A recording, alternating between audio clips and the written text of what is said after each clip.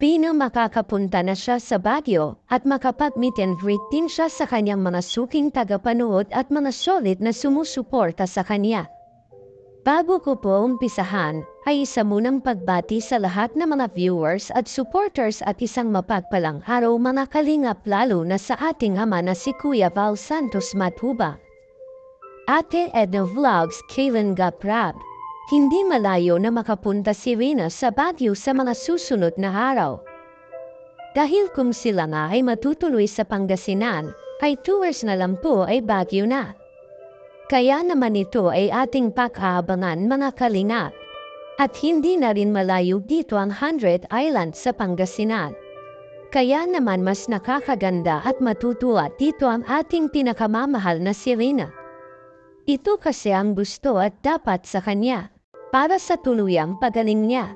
Ang social activities kasi ay isa sa nakakatulong para maasa at mahinang ang kanyang pag-iisip.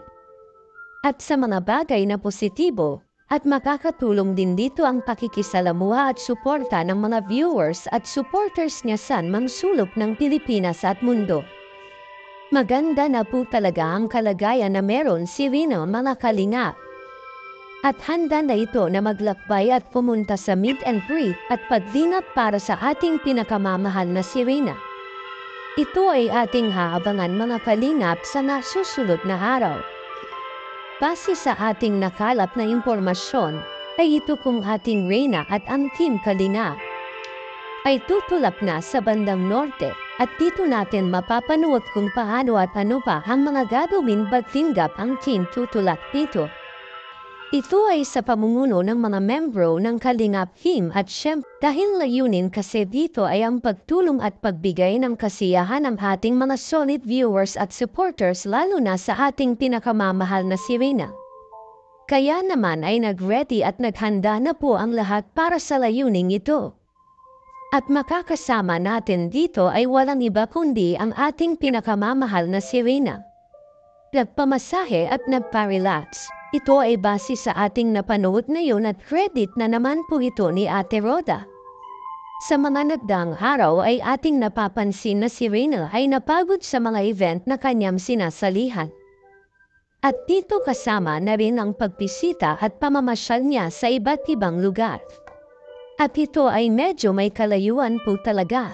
Kaya naman ay siguradong nakaranas si Rina ng pagod. At kailangan niya dito na mag-relax at magpamasahe.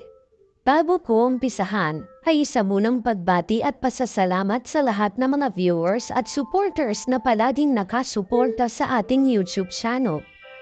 Naway nasa mabuting kalagayan po tayong lahat at advance Merry Christmas po sa ating lahat. At sana nasa mabuting kalagayan po tayong lahat mga kalingap. Mahalaga o importante kay Rina ang ganitong mga activities dahil alam naman natin na si Rina ay nag-undergo pa ng healing process at masama sa kanya ang napapagod. Kaya naman ay naisipan nito ni Ate Roda na sila ay magpamasahe sa isang massage parlor. At syempre kasama dito ang ating pinakamamahal na si Rina Miman. Naging maganda at nakakabuti ito para sa ating prinsesa. At naging mas masigla pa siya dito kapag naramdaman niya na nai-relax na nito ang kanyang katawan. Ang pagbibigay kasi sa kanya ng ganitong treatment ay mahalaga para sa sitwasyon at sa kalagayan na meron siya. Kaya naman umaasa talaga tayo na manumbalik at mas malaki pa ang pagbabago at improvement ni Rina ngayon. At naging daan ito para tuluyan ang gagaling ang ating Prinsesa Rina. Samantala, meron kasi tayong nabalitaan na iuwi daw si Rina sa bakasyon. Kaya naman, ay marami talaga ang hindi sang-ayon dito. Mas gusto pa nilang kasama si Rina sa anumang lakad ang meron si Ate Roda. Dahil ang ibang mga viewers at supporters at halos majority sa kanila, ay gusto na wag na lang muna isama o dalhin si Rina sa pamilya niya.